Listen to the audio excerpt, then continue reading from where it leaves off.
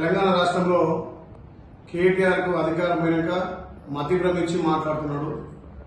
మరి అలా గండిపేట గోల్కొండ రిసార్ట్ లో వాళ్ళ బీఆర్ఎస్ ఎమ్మెల్యేలకు శిక్షణ పెట్టిన అంటున్నాడు. చాలా సంతోషం. మీ ఎమ్మెల్యేలకు శిక్షణ ఇచ్చి ప్రజాప్రభుత్వం గౌరవ ముఖ్యమంత్రి రేవంత్ రెడ్డి గారు ప్రజాపాలన చేస్తున్నటువంటి అభివృద్ధికి మీరు సహకరించి రేపు అసెంబ్లీలో తెలంగాణ ప్రజలకు ఏ విధంగా మేలు జరగాలి, తెలంగాణలో ఇంకే విధంగా అభివృద్ధి జరగాలని సూచనలు సలహాలు ఇస్తే బాగుండే. కానీ కేటీఆర్ అధికారం పోయినాక ధనమలంతో కొవ్వెక్కి కేటీఆర్ గారు విచిత్రమైనటువంటి వేషాలు వేస్తున్నాడు. మరి టీఆర్ఎస్ ఎమ్మెల్యేలకు తెలంగాణ అభివృద్ధి, వాళ్ళ నియోజకవర్గాల అభివృద్ధి కోసం మాటలు చెప్పాలి. కానీ తెలంగాణ సమావేశాలు ఏ రకంగా అడ్డుకోవాలి, తెలంగాణలో అభివృద్ధి జరగొద్దు. మరి గత ధనిక రాష్ట్రంలో వాళ్ళు ఏని పనులు మా గౌరవ ముఖ్యమంత్రి రేవంత్ రెడ్డి గారు ప్రజాపాలన ద్వారా చేస్తుంటే ఓర్వలేక, తెలంగాణ ప్రజల నుంచి వస్తున్నటువంటి ఆదరణ చూసి ఓర్వలేక ఈ సమావేశాలను అడ్డుకోవాలని చెప్పి ప్రయత్నం చేస్తున్నాడు.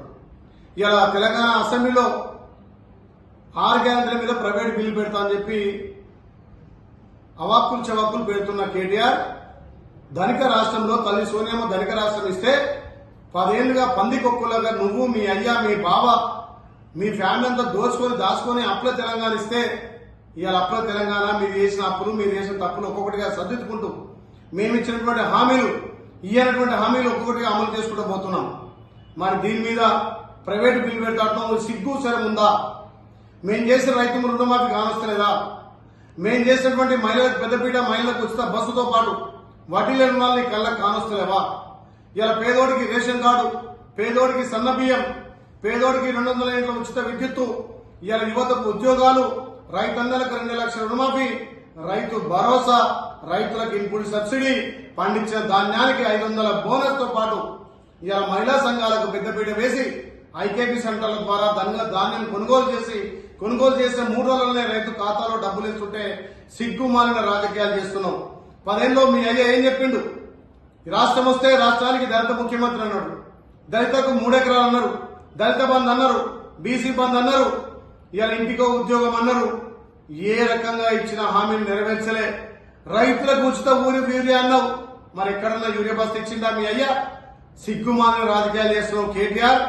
అప్పుల తెలంగాణలో మీరు చేసిన తప్పులు, మీరు చేసిన అప్పులు ఒక్కొక్కటిగా సర్దిద్దుకుంటూ మా గౌరవ ముఖ్యమంత్రి రేవంత్ రెడ్డి గారు, మా మంత్రులు, మా ఎమ్మెల్యేలు ప్రజాపాలన ద్వారా కడుపు కట్టుకొని మేము ఇచ్చిన హామీలు, ఇయ్యనటువంటి హామీలు అమలు చేస్తుంటే మీరు అసెంబ్లీ ఎలక్షన్ లో 38 సీట్లు వస్తే పార్లమెంట్ లో గుడుసుని వచ్చింది.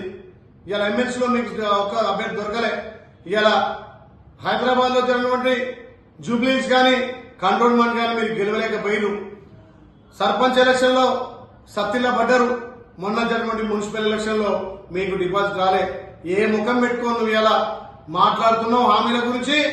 దానికి రాష్ట్రంలో మీ అయ్యా, నువ్వు, మీ బావ మర్చిపోయినటువంటి అభివృద్ధి, మేము సంక్షేమం అభివృద్ధి చేస్తుంటే ఓర్వలేక తెలంగాణ ప్రజలు కాంగ్రెస్ పార్టీకి పట్టం కడుతున్నారని చెప్పి అసెంబ్లీలో సమావేశాలు అడ్డుకోవాలని చూస్తున్న కేటీఆర్ తస్మాత్ జాగ్రత్త.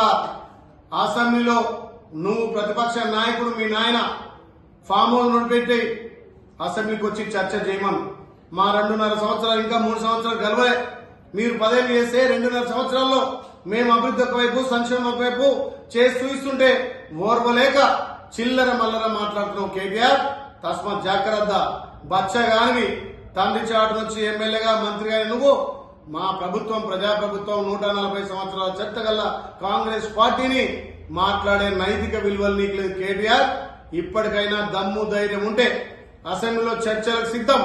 ఇలా తాగునీటి విషయంలో గాని, సాగునీటి విషయంలో గాని, సంక్షేమాలు, అభివృద్ధి విషయంలో గాని మా ప్రభుత్వం కట్టుబడి ఉండి ఒక్కొక్కటిగా అమలు చేసుకుంటూ పోతున్నాం. ఈ 2 ఏళ్ల పాలనలో ప్రజలు మమ్మల్ని ఆశీర్వదిస్తున్నారు కాబట్టి ఏ ఎలక్షన్ అయినా కాంగ్రెస్ పార్టీ జెండా ఎగురుతుంది.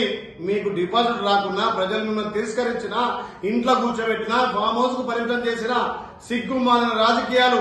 ఏదో తెలంగాణలో టీఆర్ఎస్ పార్టీ, బీఆర్ఎస్ పార్టీ బతికుండాలని, ఒక లైవ్ ఉండాలని చెప్పి చిల్లర మల్లర మాట్లాడుతున్నాం కేటీఆర్. తస్మాత్ జాగ్రత్త.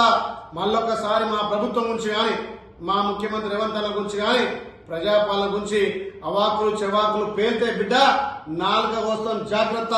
కేటీఆర్ ఒళ్ళు దగ్గర పెట్టుకొని మాట్లాడాల్సిందిగా మీకు హితం చెప్తున్నా. Subscribe us and press the bell icon for more interesting updates.